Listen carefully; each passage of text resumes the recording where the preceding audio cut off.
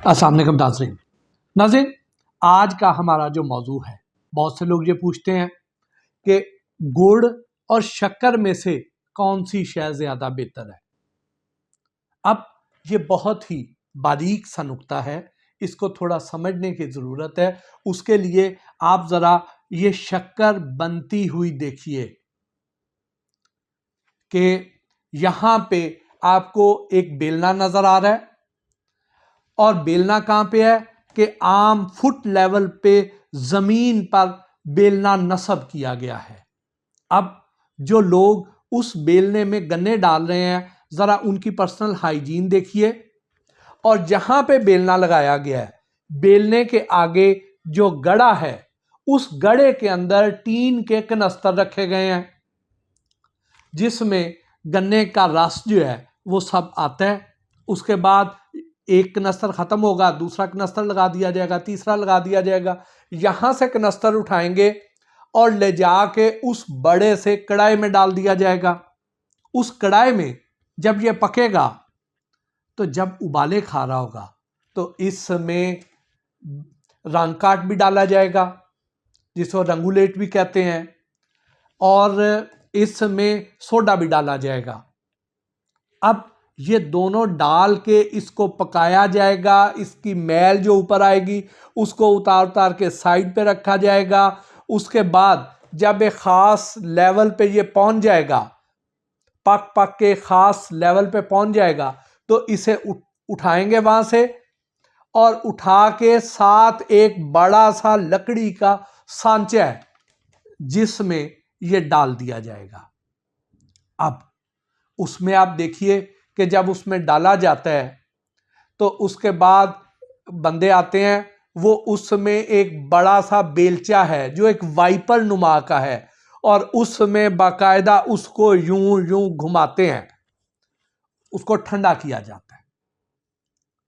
उसके बाद उसको वो जब भुरभुरा सा हो जाता है, खुश्क होता है, भुरभुरा सा हो जाता है, तो वो शक्कर बन जाती है। ये तो है इसका प्रोसेस बनने का।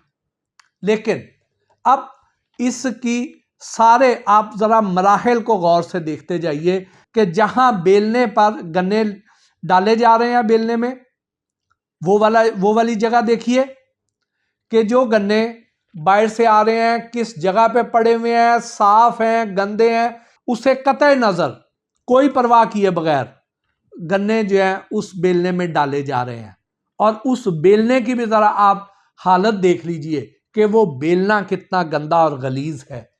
वहां से जब ये आना है और उस कनस्तरों में डलना है और कनस्तरों से कढ़ाई में आना है, जरा इस प्रोसेस को देख लीजिए। वहां पे काम करने वाले वर्कर्स, बच्चे या बड़े, उनकी अपनी पर्सनल हाइजीन जरा देखिए।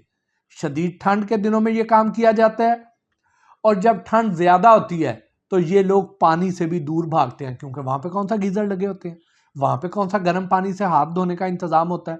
पानी तो ठंडा होता है और वहां पे तो ज्यादातर नलका भी नहीं होता, वहां पे तो खाले के पानी से हाथ धोए जाते हैं और कई जगहों पे वो भी दस्तयाब नहीं होता है। और वो शीरा जब हाथों से चिपकता है तो उसकी वजह से चिपचिपाहट बढ़ जाती है और वो उस चिपचिपाहट वाले हाथ जो है वो जिस जिस गंदी सरफेस को छुएंगे वहां से और ज्यादा उसके साथ मैल कुचैल जमा होती जाएगी। अब उन्हीं गंदे गलीज हाथों से वो गन्ने जो हैं वो उस बेलने में डाले जाएंगे और फिर वहां पे उन कनस्तरों में डालेंगे। वो कनस्तर भी कहां धोए जाते हैं, उस बेलने को कहां धोया जाता है। रात को जब ये लोग डे ऑफ करके जाते हैं तो वो बेलना जिसमें वो सारा शीरा लगा हुआ है, जिसमें रस है गन्ने का, जिसके ऊपर चींटियां भी चलती होंगी, जिसके ऊपर दूसरे कीड़े भी चलते होंगे और वो सब मक्खियां भी उसके ऊपर बैठती होंगी, उसको कोई जानवर भी चाटते होंगे, वो सब कुछ खुले मैदान में उसी तरह छोड़ आते हैं। उसको वहां पे कहां धोया जाता है? मैंने तो आज तक किसी बेलने वाले को जो इस तरह गुड़ बना रहा है, शक्कर बना रहा है, तो उसको तो धोते हुए नहीं देखा वहां से।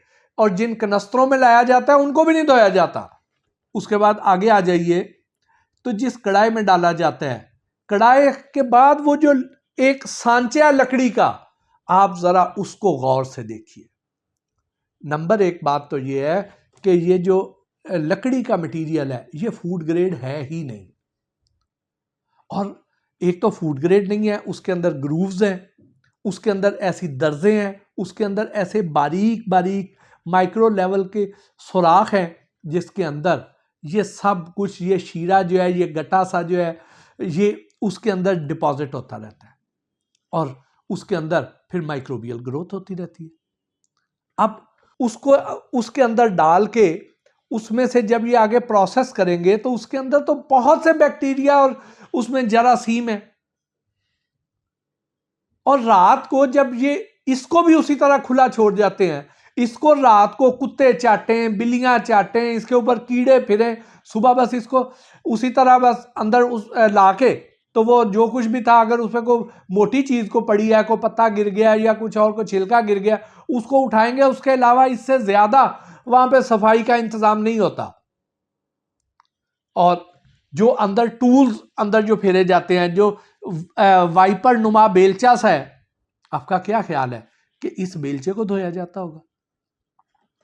उसको उस तरीके से साफ किया जाता होगा बाद में, या उसको किसी साफ जगह पे रखा ही जाता होगा?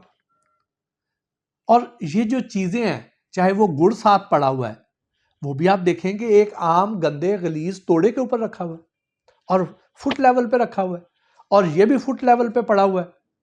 तो यानी कदम कदम पे हाइजीनिक इश्यूज यहां पे हम फेस करते हैं। और फिर आगे आ जाइए, गुड़ अगरचे फायदेमंद चीज है, लेकिन जो उसका बनाने का तरीका है वो रिवायती तरीका ही इतना गंदा और गलीज है कि उसे देखकर घिन आती है।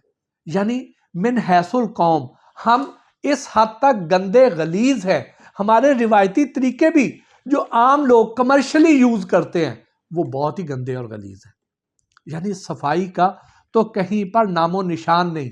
हालांकि हमारा दीन जो है वो सफाई की इस हद तक तलकीन करता है कि सफाई को निस्फ ईमान का दर्जा देता है।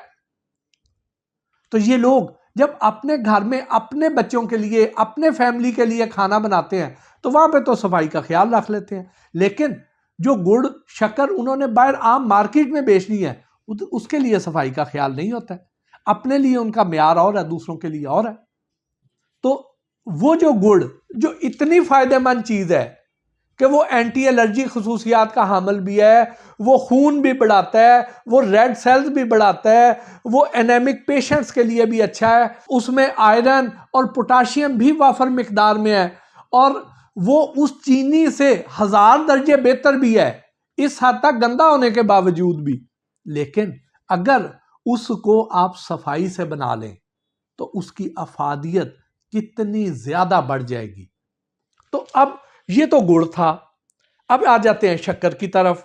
गुड़ बनाने के लिए जितना सोडा डाला जाता है, शक्कर के लिए उससे 2 से 2.5 गुना ज्यादा सोडा डाला जाता है, क्योंकि ये जो सोडा है, सोडे के अंदर वो एजेंट्स हैं, सोडा बेसिकली खमीरा कर देता है, यानी मीठा सोडा है, बेकिंग सोडा है। तो ये इसकी एक खसूसियत ये है कि ये उसको फुला देता है, ये उसको शक्कर चूंकि दानेदार होती है तो ये उसमें यीस्ट का काम देता है, उसको खमीर लगा देता है, जिसकी वजह से वो गुड़ नहीं बनता तो शक्कर बन जाती है और वो दानेदार हो जाती है। उसके अलग-अलग ग्रेन्स बनाने में ये मुआविन साबित होता है। इसलिए इसमें सोडे की मिकदार गुड़ की निस्बत 2 से 2.5 गुना ज्यादा होती है, और जो रंग काट है, रंगुलेट जिसे कहते हैं, वो भी 1.5 गुना ज्यादा डाला जाता है एज कंपेयर टू गुड़। तो इसका मतलब ये हो गया कि अगर हम दर्जा बंदी करें तो लोएस्ट दर्जे पर जो मिठास वाली चीजें हैं उसमें चीनी आएगी, उसके बाद दूसरे नंबर पे शक्कर और पहले नंबर पर गुड़ आएगा। तो जो शक्कर है, जो लोग ये समझ के बिला झिझक इस्तेमाल करते हैं कि ये उस हद तक मुज़र सेहत केमिकल से पाक है और ये चीनी की निस्बत फायदेमंद है, चीनी की निस्बत फिर भी फायदेमंद है, लेकिन गुड़ की निस्बत 2 से 2.5 गुना ज्यादा नुकसानदेह है। अब आप ये देखिए कि वो जो सोडा है, उस सोडे के नुकसान क्या है कि उससे गुर्दे भी फेल हो जाते हैं, वो हमारे लबलबे को यानी पैंक्रियाज को नुकसान पहुंचाता है, और इसकी वजह से ही दिमाग में इंटरनल ब्लीडिंग हो जाती है। और ये जो रंगुलेट है, जैसे मैंने पहले आपको गुड़ वाले वीलॉग में बताया था कि इसकी वजह से गले में सोजिश होती है, इसकी वजह से मरोड़ उठते हैं पेट में, और इसकी वजह से ही जिगर भी हमारा मुतासर होता है बुरी तरह। तो यानी ये वो केमिकल्स हैं जो हमारी सेहत को तबाह करते हैं, और ये उस वाली शक्कर में ज्यादा होते हैं जो सफेदी की तरफ रंग जिसका ज्यादा होता है। जिसमें हम कम डालते हैं उसका रंग ब्राउन होता जाएगा, और ज्यादा कम डालेंगे और ब्राउन हो जाएगा, और अगर नहीं डालेंगे तो ज्यादा डार्क हो जाएगा।